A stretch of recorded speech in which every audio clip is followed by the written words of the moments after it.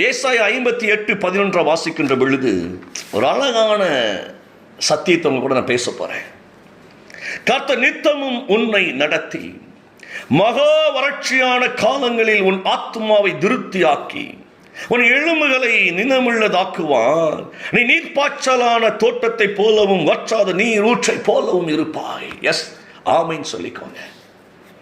ஆண்டவர் தொடர்ந்து உன்னை வழிநடத்துவார். வறண்ட சூழலில் உனக்கு நிறைவளிப்பார். உன் எலும்புகளை வலிமையாக்குவார். நீயும் நீர் பாய்ந்த தோட்டம் போலும் ஒருபோது வற்றாத நீர் ஊற்றை போலும் இருப்பாய். சூப்பர்லாங்க. தலைகீழ தெரியும் இந்த பாடம் நமக்கு, தலைகீழ தெரியும் இந்த வசனம் நமக்கு. கேட்காத நாள் இருக்காது, பிரசங்கிக்காத பிரசங்கியார் கிடையாது. எங்க போனாலும் வசனம், பைபிளுக்குள்ளும் பார்க்கிறோம், வெளியில் இந்த வார்த்தையை பார்க்கிறோம். வீடுகளில் போர்டில் போடப்பட்டு இருக்கிறது வசனம் போர்டு. சூப்பர், நல்ல விஷயங்கள். ஆனா அதில் உள்ள இருக்கிற ஜீவன்ல இது ஏகப்பட்ட சத்தியம் உள்ள இருக்கு. ஒரு வார்த்தை கூட நான் பேசுறேன். அது எந்த வார்த்தை தெரியுமா? உன் ஆத்துமாவை மகா வறட்சியான காலங்களில் அவர் திருப்தி ஆக்குகிறவராயிருக்கிறார். நீ நல்ல கவனிங்க. நம்ம முழுக்க முழுக்க எதை தேடிக்கொண்டிருக்கிறோம் என்றால் சரீரத்திற்கு உண்டானவைகளை தேடிக்கொண்டிருக்கிறோம். சரீரத்தின் ஆரோக்கியத்தை தேடுகிறோம், சரீரத்துக்கு உண்டான தேவைகளை தேடிக்கொண்டிருக்கிறோம். லக்ஸரியான வாழ்க்கை சரீரத்துக்கு தேவை, அதை தேடிக்கொண்டிருக்கிறோம்.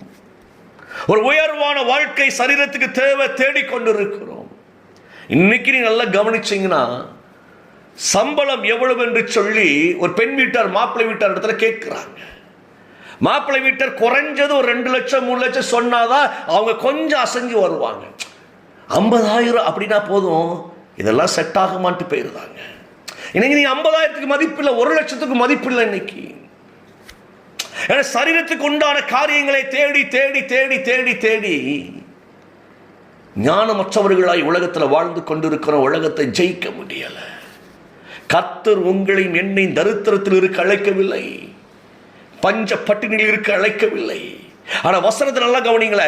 மகா வறட்சியான காலங்களில் நீங்களும் நானும் வற்றாத நீரூற்றை போல தேவனால் உயர்த்தப்பட கர்த்தர் நம்மை அழைத்திருக்கிறார்.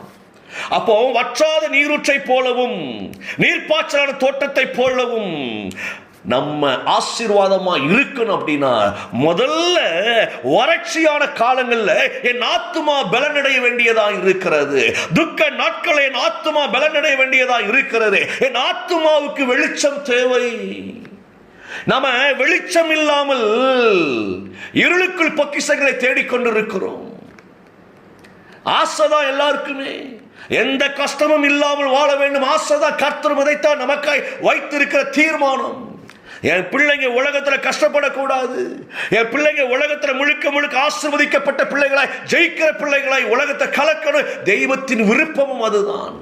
ஆனாலும் நல்ல கவனிங்க, இன்னைக்கு அந்த சந்தோஷத்தை அனுபவிக்க முடியலன்னா என்ன அர்த்தம் என்றால், ஆத்துமா தேவனால் ஆசீர்வதிக்கப்பட வேண்டும் என்பதை அறியாமல் இருக்கிறது. அதுதான் முக்கியமான பாயிண்ட். உங்கள் மனது சந்தோஷப்பட்டாலே உங்கள் சரீரம் பலனடைந்து விடும். இந்த வார்த்தை நல்ல கவனிங்களேன். மகா வறட்சியான காலங்களில் உன் ஆத்துமாவை திருப்தியாக்குவார். ஏன்னா முதல்ல நம்முடைய ஆத்துமாவை தெளிவாக்கினாதான் உலகத்திலே நாம ஆசீர்வாதமாய் இருக்க முடியும். செத்த ஆத்மாவோடு உலகத்தில் வாழ்ந்து வைத்துக் கொள்ளுங்களேன். பயமும் தீயும் எப்போது நம்மோடு கூட ஒட்டி கொண்டு இருக்கோம்.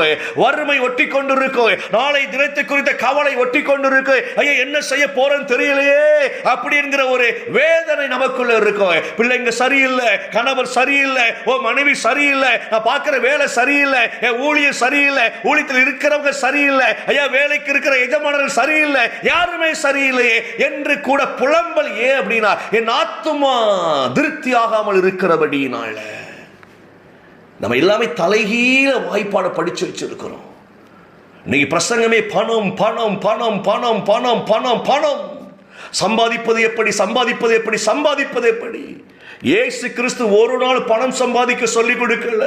ஆனா பணம் எல்லாம் கால்களில் குவிந்தது. கிறிஸ்துவினுடைய சுவிசேஷம் வேறு. பயங்கரமான ஆண்டுடைய ஆசீர்வாதத்தை அனுபவிப்பதற்கு கிறிஸ்துவை அறிந்தாலே போதும். பணம் எல்லாம் ஒரு மேட்ரே கிடையாது. பணத்துக்காக இன்னைக்கு நாடு நாடா ஓடி ஓடி ஓடி சமாதானத்தை இழந்து கொண்டு இருக்கிறோம். இன்றைக்கு உழைப்பு தேவை, ஆனா ஆத்மா நிம்மதியா இருக்கணுமே, ஆத்மா நிம்மதியா இருக்கணுமே.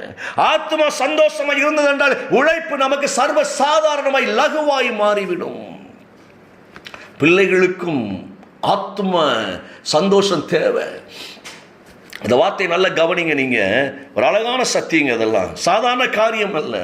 ஏன்னா ஆத்மா திருப்தியாய் மாறும் பொழுது எலும்புகள் பலனடைகிறது, படுக்கைகள் மாறுகிறது, எழும்பி பிரகாசித்து அப்படி ஜாலியா அப்படியே மகிழ்ச்சியோடு கர்த்தரை ஆராதிக்க முடிய ஆலயத்துக்கு போக முடிகிறது. நீ ஆலயத்துக்கு போனாலும் சந்தோஷம் இல்லை. அந்த வசனத்தை கேட்கிறோம், அதோட வாழ்க்கையில முடிஞ்சது சாப்டர். வீட்டுக்கு வந்து அதே துக்கம், அதே வேதனை, அதே கஷ்டம். மாறலையே. நான் கிறிஸ்தவங்களா மாறிட்டேன் பிரதர், ஆனா ஒண்ணுமே மாற மாட்டேக்கு அப்படிங்கிறாங்க. நான் ரட்சிக்கப்பட்ட ஆனா ஒண்ணுமே மாற மாட்டேக்கு. அவங்க சொன்னாங்க சபைக்கு போனா ஒண்ணுமே மாற மாட்டேக்கு. எங்க போனாலும் மாறாது. ஏன்னா என் ஆத்மாவை திருப்தி ஆக்குகிற தெய்வத்திடத்தில் நம்ம அண்டிக் கொள்ளும் பொழுதுதான் ஆத்மா பலன் அடையும். ஆத்மாவுக்கு உணவு தேவை. ஆத்மாவுக்கு நல்ல கவனிங்க. அந்த ஆத்மா கண்ணால பார்க்க கூட முடியாததா இருக்கிறதுங்க. சரீரத்தை எல்லாரும் பார்க்காங்க. இன்னைக்கு உலகம் முழுக்க எப்படி எதிர்பார்க்க அப்படின்னா, வாழ்க்கையில நம்ம வெளிப்புறமான காரியங்களை மட்டும்தான் எதிர்பார்த்து நம்மளை மதிப்பிடுகிறது. நம்மளும் அதற்கு ஏற்றாற்போல நடிப்பதற்கு பழகி கொண்டு இருக்கிறோம். வெளிப்புறமான காரியங்களை உலகம் விரும்புறதுனால நம்மளும் வெளிப்புறமான கர்த்தரோ இருதயத்தை பார்க்கிறவர். மனுஷன மாதிரி தேவன் ஒரு நாளும் யாரையும் பார்க்க மாட்டார். அவர் இருதயத்தை, ஆத்மாவை பார்க்கிறவராய் இருக்கிறார். இன்னைக்கு நம்முடைய ஆத்மாவுக்கு சுகம் தேவை, ஆத்மாவுக்கு பலன் தேவை. அந்த ஆத்மா பலனடை என்ன செய்ய வேண்டும் தெரியுமா?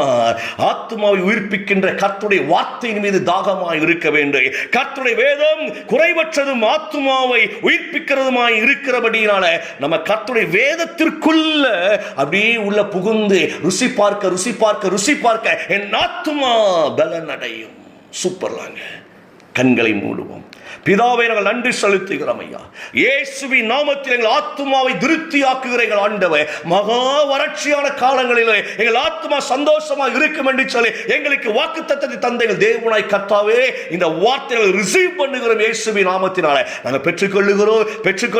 இந்த வார்த்தையின்படி ஆத்மாவை ஆண்டவர் நாங்கள் குணமாக்கும்படியாய் உம்முடைய வல்லமை நாங்கள் பெற்றுக்கொள்ளுகிறோம். தொடர்ந்து கிருபை தாங்கட்டும். எங்களை எங்கள் சந்ததியில் கர்த்தர் ஆசீர்வதிப்பீராக. இயேசுவின் நாமத்தில் ஜெபிக்கிறேன் நல்ல பிதாவே. ஆமென், ஆமென்.